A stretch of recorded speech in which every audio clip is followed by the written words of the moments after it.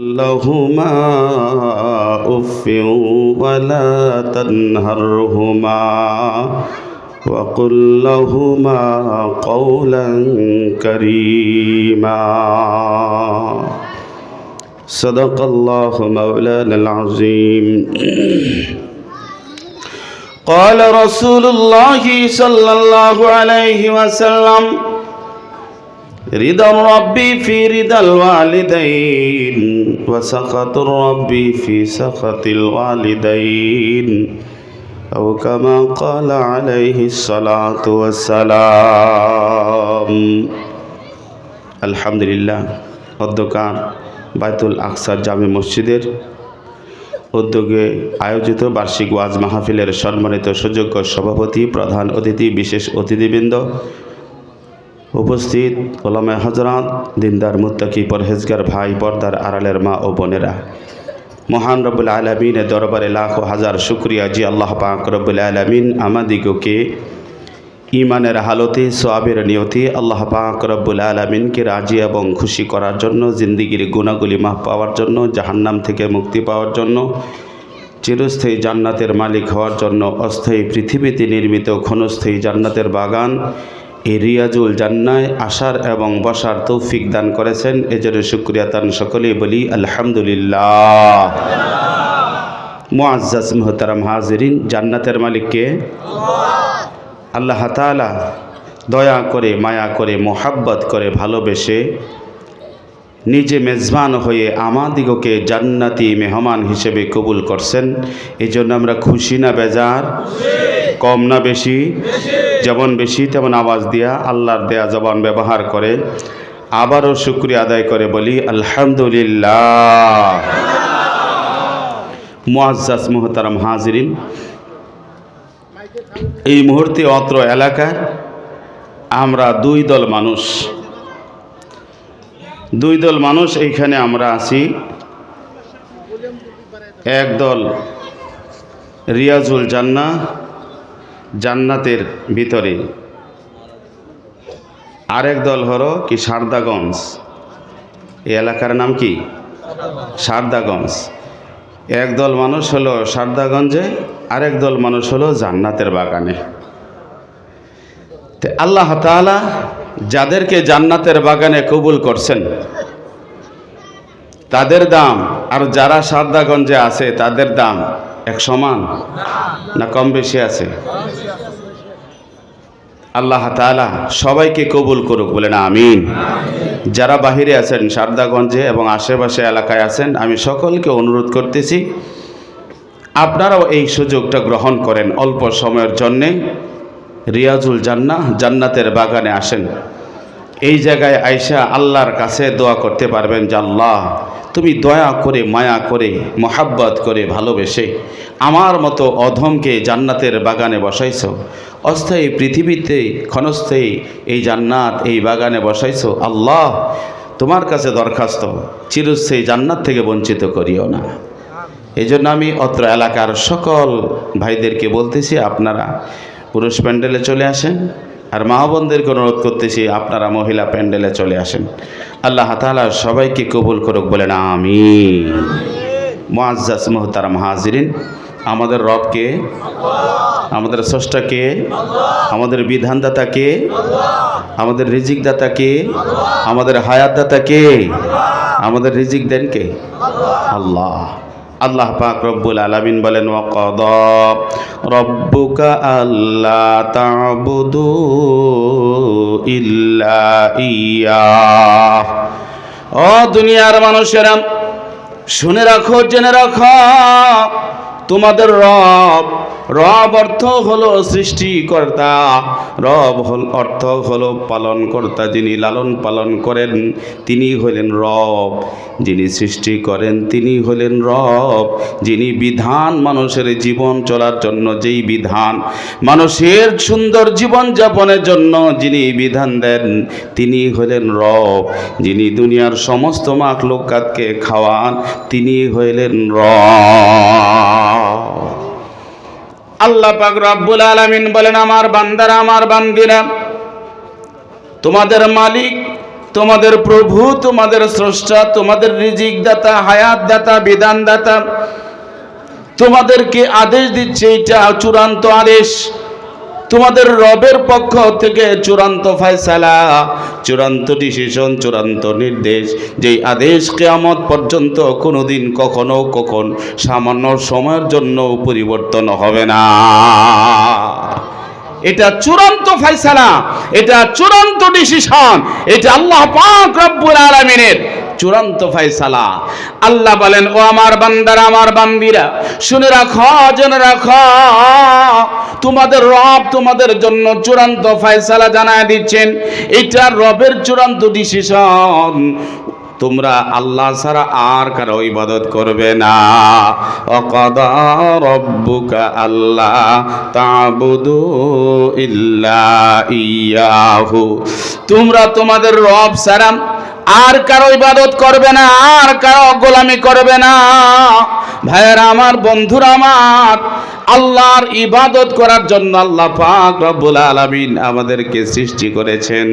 আল্লাহ পাক রব্বুল আলামিন অন্য আয়াতে জানায় দেন, ও আমার বান্দারা, আমার বান্দিরা, শুনে রাখো, জেনে রাখো, ওয়া মা খালাকাতুল জিন্না ওয়াল ইনসা ইল্লা লিয়াবুদুন। বলেন আল্লাহু আকবার। সবাই বলেন আল্লাহু আকবার। জোরে বলেন আল্লাহু আকবার।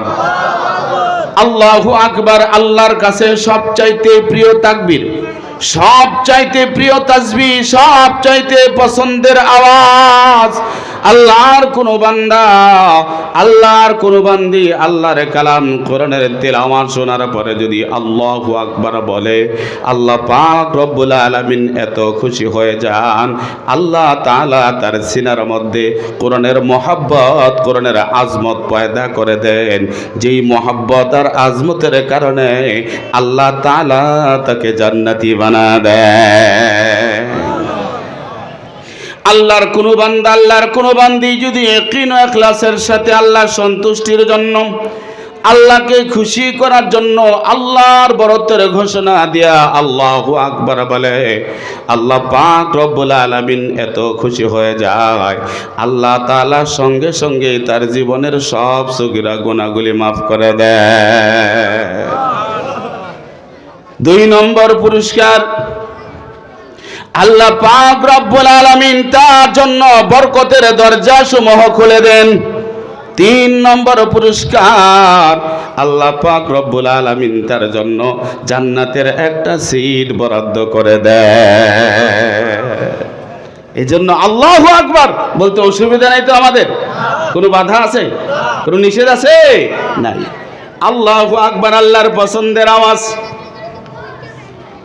আজান আছে না নাই এলাকায়? আজানের মধ্যে আল্লাহু আকবার আছে না নাই? কয়বার আছে? একজন কয় 4 বার, একজন কয় 5 বার। 6 বার আল্লাহু আকবার কেন? এর কারণ আছে না নাই? আল্লাহু আকবার 4 বার হইতে পারতো, 8 বার হতে পারতো, 6 বার কেন আল্লাহু আকবার? এর কারণ আছে না নাই? বলবো? জি, জানা আছে না? অনেকের জানা আছে, হয়তো মনে নেই। কিছু কথা আছে যে জানা আছে, মনে থাকে না।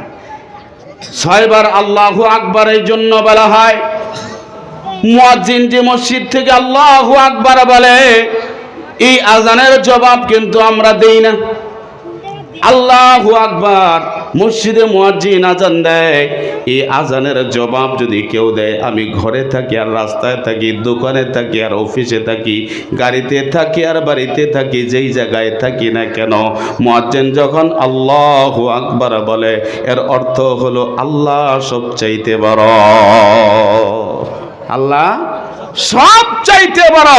আল্লাহর এই বরত্বের ঘোষণা মুয়াজ্জিন মসজিদ থেকে যখন দেয়, আর কোন মুমিন ইমানদার মুসলমান যে কোনো জায়গা থেকে সে যদি তার জবাবে আল্লাহু আকবার বলে, আল্লাহু আকবার বলার সঙ্গে সঙ্গেই আল্লাহ তাআলা এত খুশি হয়ে যায়, তার সামনে আল্লাহ তাআলা এমন একটা পর্দা ব্যারিকেড দিয়ে দেয়, শয়তান আর তার মাঝখানে একটা পর্দা, একটা ব্যারিকেড হয়ে যায়।